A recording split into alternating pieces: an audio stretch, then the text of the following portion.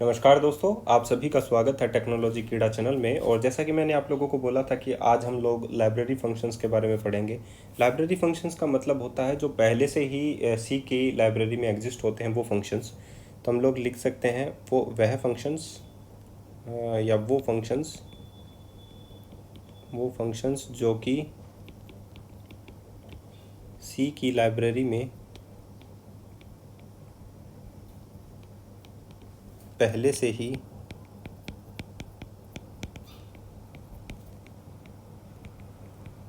Exist करते हों, library function कहलाते हैं।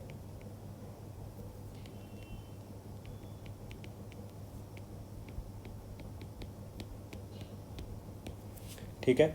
अब लाइब्रेरी फंक्शन कौन कौन से होते हैं, जैसे कि हम लोग हेडर फाइल्स देख लेते हैं, उसी के हिसाब से हम लोग बात करेंगे। हेडर फाइल्स हैं आप लोगों के पास। सबसे पहला आता है आप लोगों के पास stdio.h, यानी कि standard input output dot H. इसकी फुल फॉर्म होती है, हम लोग इसे बोलते हैं स्टैंडर्ड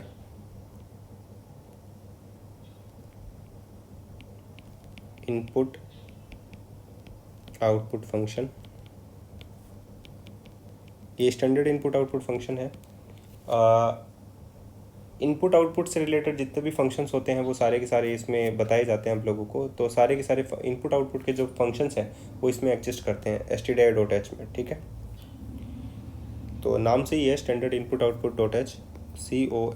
ये दोनों फाइल ही हम लोग यूज़ करते हैं। ये हम लोग बोले console input and output function. ये कंसोल इनपुट आउटपुट फंक्शंस हैं।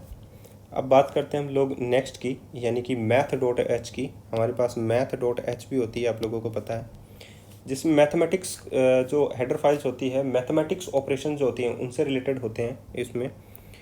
इसमें हम लोग लिख देंगे आप लोगों को, इसमें मैथ के फंक्शंस होते हैं। हम लोग लिख सकते हैं इसमें मैथ के फंक्शंस होते हैं, जैसे कि स्क्वाट हो गया, ठीक है, और पावर कैलकुलेट करने का हो गया, ठीक है, एटसेट्रा।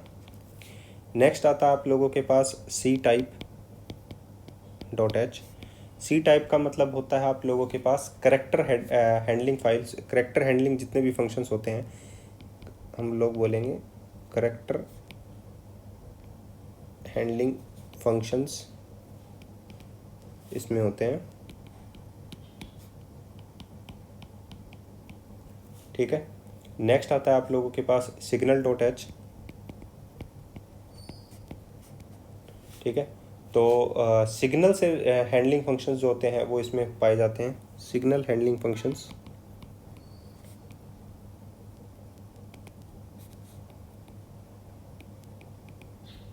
सिग्नल हैंडलिंग फंक्शन जो होते हैं वो इसमें पाए जाते हैं आप लोगों के पास। एक होता है time.h। टाइमिंग के जितने भी फंक्शन होते हैं, टाइम रिलेटेड फंक्शंस, वो इसमें पाए जाते हैं। टाइम नाम से ही मिल जाते हैं आप लोगों को, टाइम रिलेटेड फंक्शंस इसमें आप लोगों को मिलते हैं। एक ज़रूरी बात होती है stdlib.h। ये हम लोग डाटा स्ट्रक्चर में काम में लेते हैं, stdlib.h। इसमें आप लोगों के पास जो जनरल फंक्शंस होते हैं, जनरल लाइब्रेरी फंक्शंस हैं, ये है जनरल लाइब्रेरी फंक्शन होते हैं, जैसे कैलोक हो गया, मैलोक हो गया। ये हम लोग आप लोगों को यूज़ में भी लेके दिखाएंगे डाटा स्ट्रक्चर के अंदर। मैलोक फंक्शन हो गया और कैलोक फंक्शन हो गया और एग्जिट फंक्शन हो गया। तो ये सारे के सारे किस में होते हैं, stdlib.h के अंदर। इसके बाद में आता है आप लोगों के पास एरर नंबर डॉट एच भी आता है। जितने भी एरर हैंडलिंग फंक्शन होते हैं वो उसमें होते हैं, ERR error number dot H. Error handling functions इसमें होते हैं, एरर हैंडलिंग फंक्शन जो होते हैं वो इसमें होते हैं। assert.h भी आता है। डायग्नोस्टिक फंक्शन जो होते हैं वो इसमें आते हैं आप लोगों के पास, ASSERT assert.h। इसमें आते हैं आप लोगों के पास diagnostics function.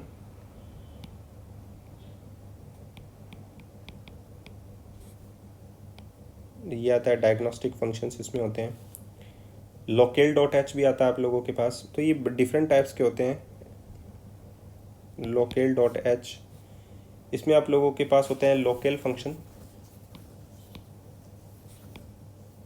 One by one करके मैं आप लोगों को सभी जो चीज़ें हैं वो बता दूंगा। एक आता है सेट जंप भी आता है, set JMP dot H. Jump related function जितने भी आते हैं वो इसमें आते हैं, जंप फंक्शंस।